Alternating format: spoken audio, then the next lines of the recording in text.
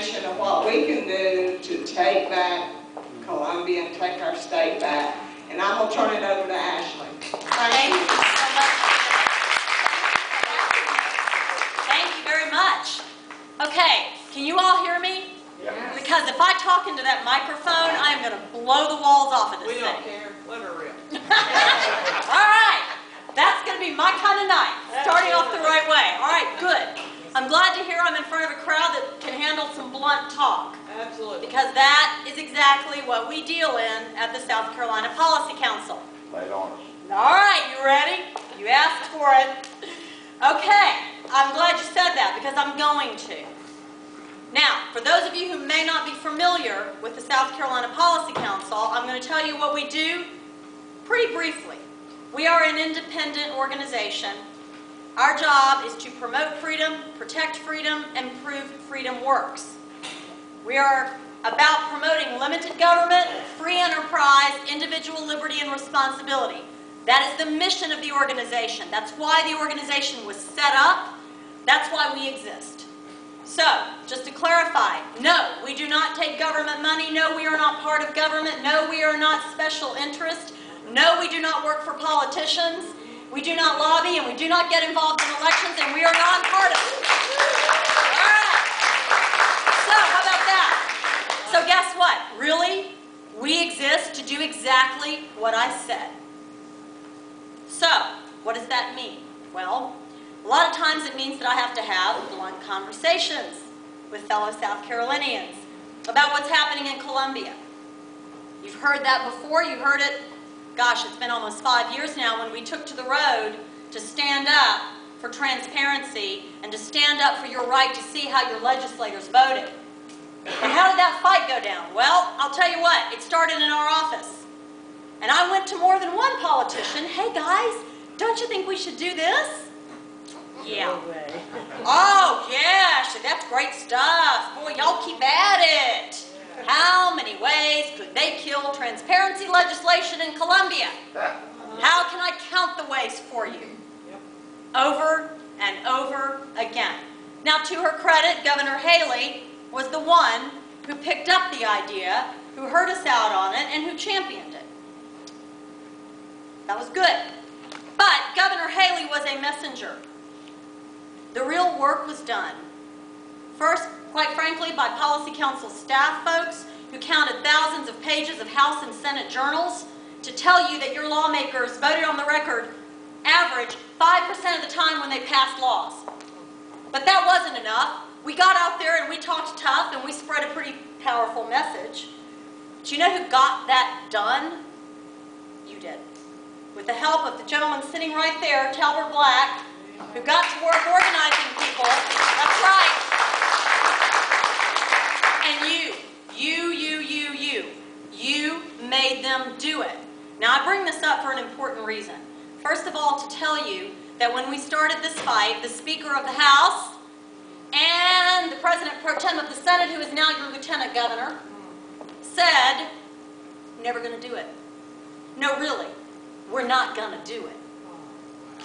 They did everything they could to shut us up. Plumber. Yeah. How'd that work out for them? They did everything they could to keep us quiet. They said it was too expensive. That was the first throwdown. Cost too much money and a waste of time to record the people's votes. Then we heard how unconstitutional it was. All of those things. And Talbert's going to give you a little more inside scoop on that. But what I'm here to tell you is we did get that done. We together got that done. Most importantly, you got that done. That was and remains the single most critical structural change to the institution of South Carolina government in decades, if not longer than a few decades. Because it was a chip at their power. They didn't want to tell you how they voted. And I will take questions from you, sir, I promise. I'm going to, because we have a lot to tell you here. But there was nothing more important to your ability to exercise your right to vote than knowing how your lawmakers voted on the record, right? Now, wouldn't you agree that because you finally got to see how they voted on the record, they had some challengers? For the first time in a lot of parts of the state, You saw people running against these guys. What happened? Kick them out. More than 200 challengers were thrown off the ballot. Now, folks, I'd love to tell you that all you had to do was fix one senator, and that would do the trick. No. No. It is a structural problem that goes so deep and has gone so deep for decades, even centuries in this state. Finally, the ultimate assault on your republic happened. You lost your elections. Do you guys think about that for a minute? You lost your elections. They took them from you. 200 challengers thrown off the ballot. All these incumbents perfectly safe. What? Yeah. Now, how many of you heard your governor take a strong, powerful, public stand on how outrageous that was? That's correct. How many of you heard your legislative leadership standing up, demanding justice and free elections for you? How many of you heard them say, no, no, this is wrong, we will fight this as far as we have to? Did anybody hear any of those guys say that? Okay. Now, I talk a lot about free elections on voter ID on both sides of the aisle, right? We're all over that one. But where are we on your elections being stolen? Didn't hear a single speech at the conventions on that, did you? Okay, is there anything worse than having your elections stolen from you? Can you think of anything more dangerous? Right. All right, so that's the worst.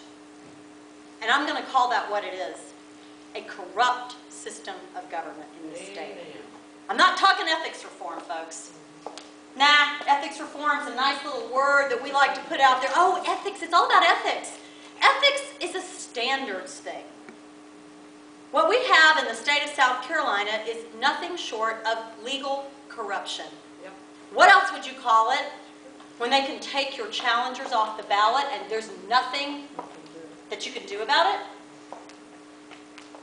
What do you call it when they hide billion-dollar deals behind closed doors? Tell you nothing about what happens, tell you nothing about what it costs, no warning, no public debate. Surprise, we've given $1 billion subsidy package to a corporation, and we're not going to tell you how much, and we're not going to give you any information on that. What do you call it when 3 legislators run the state and they can shut the door and write the budget in secret? How about their ability to funnel money to special projects through a bank that a couple of them control? Yeah, think about that for a minute. 31 counties in this state haven't gotten a dime from the State Infrastructure Bank. I think it's 31 counties. Some of the others have gotten a little bit, but gosh, you know who's gotten a whole lot of money through the State Infrastructure Bank? Charleston. Right. There's been a fair amount in Horry County too, I think. But that money's running through a bank that's controlled by a couple of politicians. What else do your politicians control? Well, let's see. 2 politicians, Glenn McConnell and Bobby Harrell, chose the members of a commission called the Judicial Merit Screening Commission. That's who chooses your judges, folks. 10 people choose the judges that are voted on by the legislature. Right? So, 10 people, 6 of whom are legislators, 4 of whom are from the general public, all of whom were chosen by 2 people. Now that Senator McConnell is our lieutenant governor, 3 people pick the judges. So, who's on that committee? Who picks your judges? Anybody want to go with Senator Jake Knotts? Hello. Oh, absolutely right. Boss off. Senator Jake Knotts is one of 10 people who screens out your judges. Yep. You know who another one is? How about this? How about Speaker Bobby Harrell's brother? His brother. Okay. Now, am I saying the court is corrupt? No, not saying the judges are corrupt. But I am telling you, there is no judicial independence in this state. You better believe I'm saying that. And you better believe that system itself is dangerously vulnerable to corruption.